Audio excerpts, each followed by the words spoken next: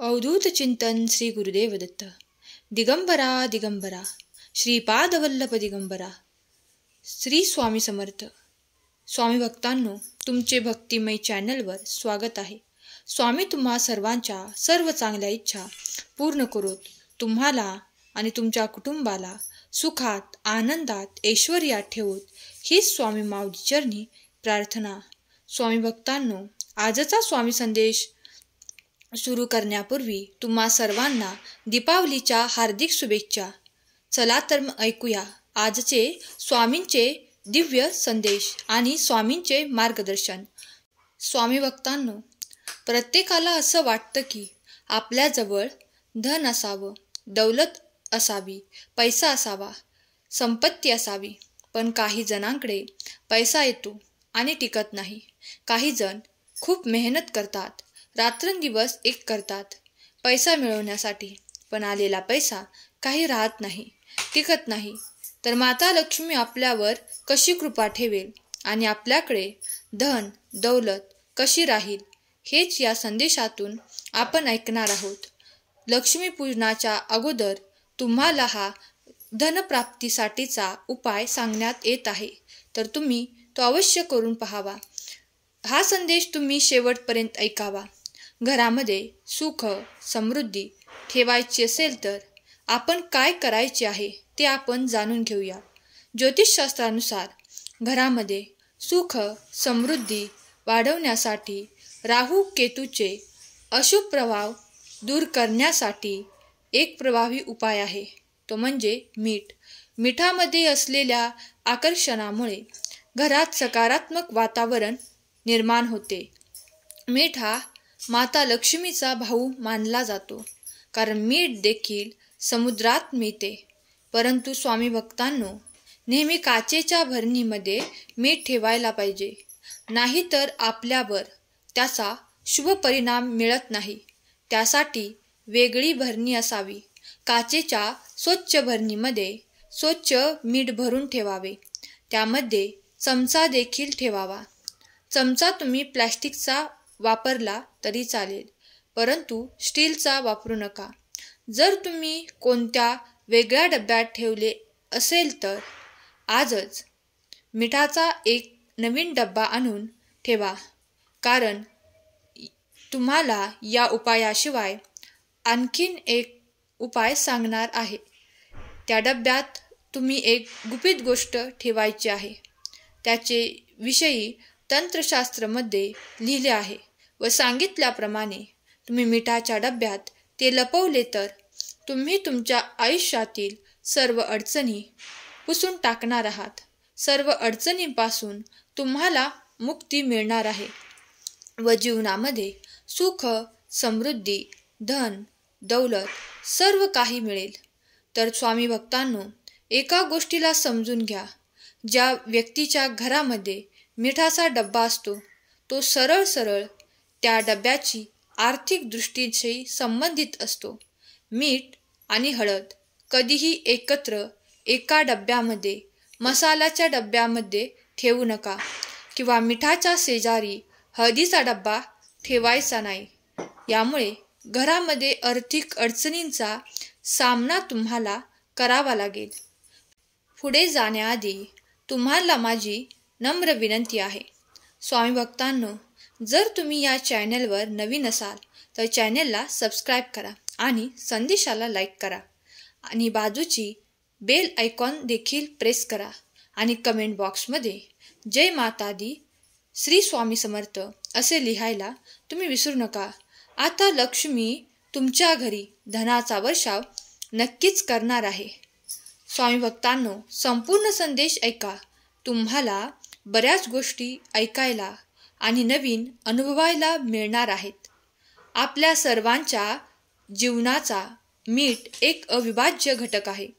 जर जेवणात मीठ जास्त झाले तरी अन्न चांगले लागत नाही, किंवा कमी झाले तरी आपल्याला चव लागत नाही. मिठाचे असे आहे की जास्त झाले तर अन्न खारट, कमी झाले तरी आपल्याला ते चवीचे लागत नाही. मिठाचे अनेक उपाय आहेत ज्यामुळे आपल्याला दीर्घायुष्य प्राप्त होते. स्वामी भक्तांनो, त्यामुळे या गोष्टी आहेत ज्याने आपले आयुष्य कमी करतात. मिठाचा उपयोग कशा पद्धतीने करावा याबद्दल अनेकांना फार माहिती नसते. म्हणूनच आज तुम्हाला स्वयंपाकघरातील मिठाचा उपयोग कशा पद्धतीने करायचा आहे हे सांगणार आहे. त्यामुळे आपल्या आयुष्यातील जीवनामध्ये अनेक संकटे अडचणी येतात.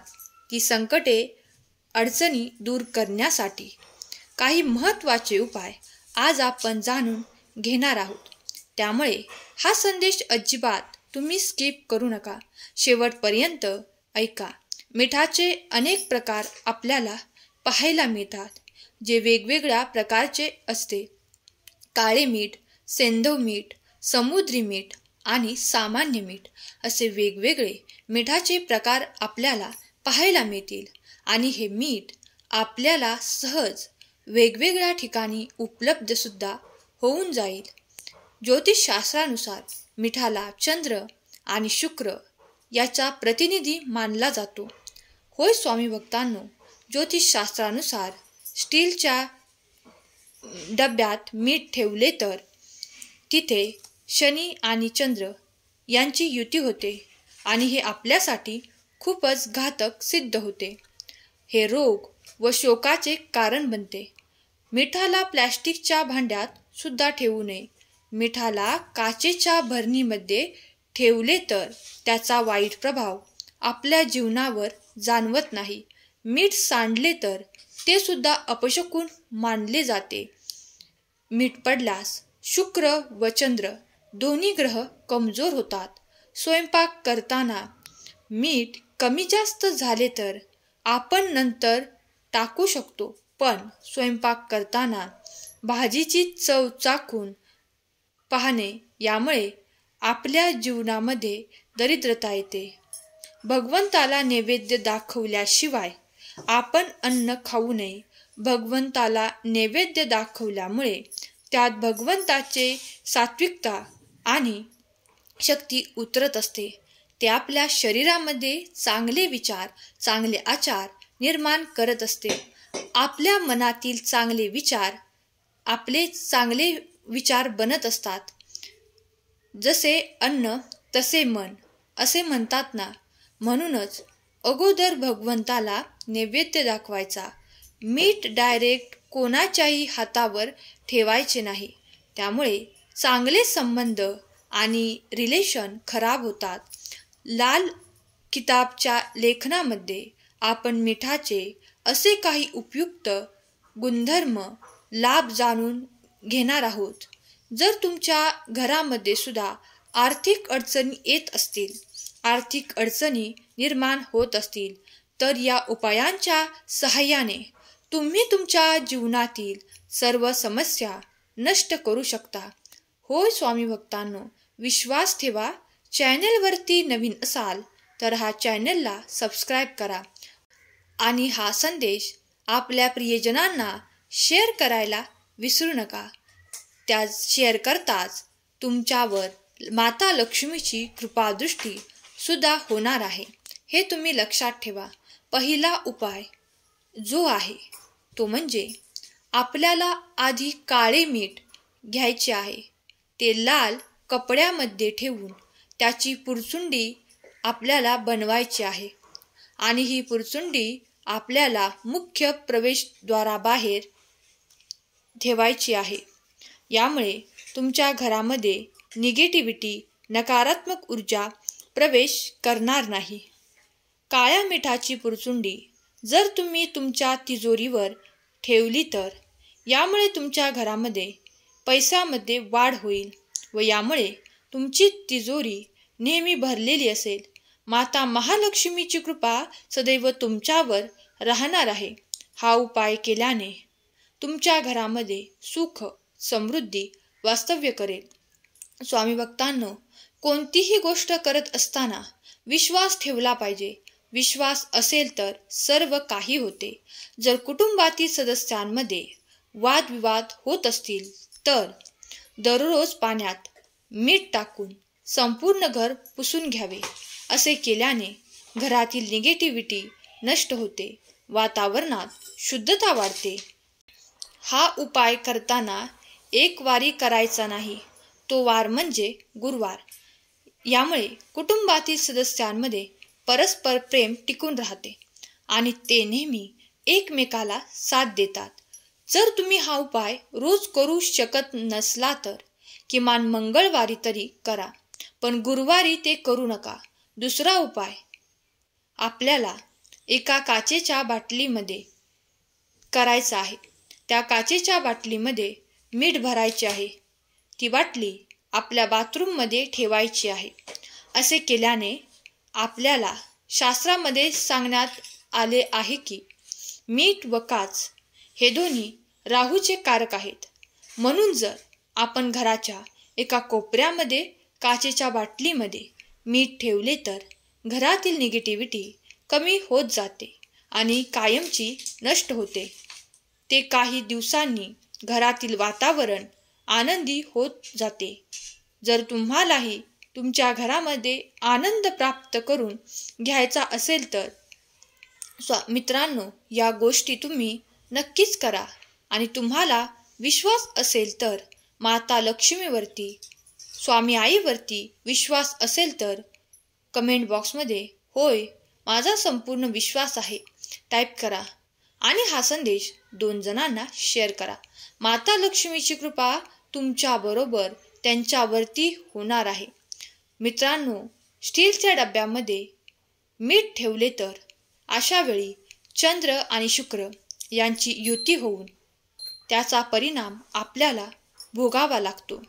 आपल्या आयुष्यात दुःख, अडचणी येतात. घरामध्ये नेहमी पैसा खेळत राहावा असं वाटत असेल तर काचेच्या ग्लासमध्ये भरणीमध्ये मीठ घेऊन त्यात ठेवा आणि मिठाने भरलेली भरणी नैऋत्य दिशेला ठेवा. असे केल्याने आपल्या घरामध्ये पैसा नेहमी खेळता राहतो. कायम आपल्या घरात पैसा येत राहतो.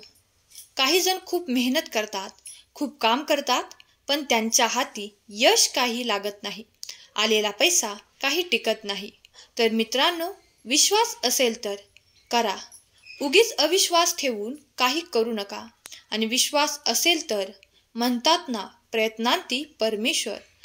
जर तुमचा विश्वास असेल तर, भगवंतावरती विश्वास असेल तर, कर्म चांगले असतील तर तुमच्या आयुष्यात सुख, समृद्धी आणि धनाचा वर्षाव झाल्याशिवाय राहणार नाही.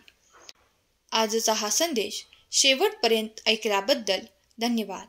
केलेली सेवा स्वामींचरणी अर्पण करते. श्री स्वामी समर्थ. जय जय स्वामी समर्थ.